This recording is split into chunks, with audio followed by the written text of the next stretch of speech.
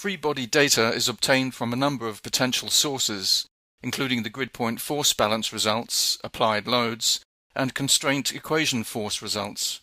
These data requests have to be set up prior to running the analysis. The free body tool streamlines the process of creating force balance and free body diagrams, and is a part of the post-processing toolbox. The free body tool is a separate object and can be stored in the Femap database along with the associated calculation options, which means that the displays created by the tool can be reproduced easily. The free body tool is also supported in the API. There are two types of display available, one for free body diagrams only, which is the simplest approach, and the second for interface loads, and which provides more control over the display. There are 6 types of free body loads available, and you can control which will contribute to the free body display by checking or unchecking the appropriate boxes. Let's take a look at the free body first. Elements for the free body can be selected as entities or by group. If we select all elements, we can see for this wing box model the applied loads at the tip and the consequent reaction loads at the root. Now let's take a look at the interface load display. For the interface load display, you can specify the components that will participate in the total summation vector, which provides a force summation and moment calculation for all the nodal summations at a given point.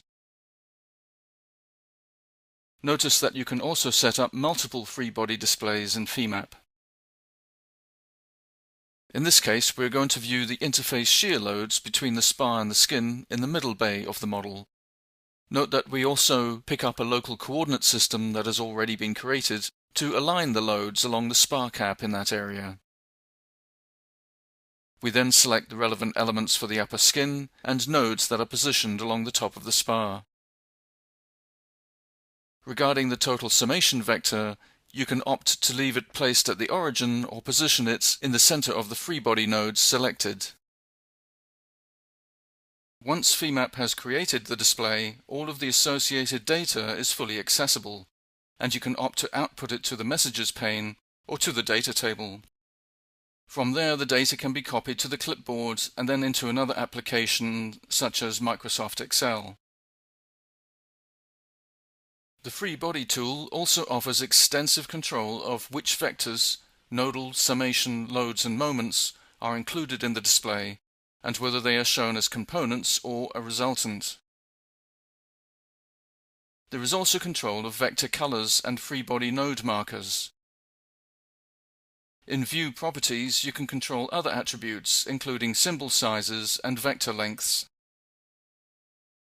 So the free body tool in Femap gives you complete control of free body diagram setup and display.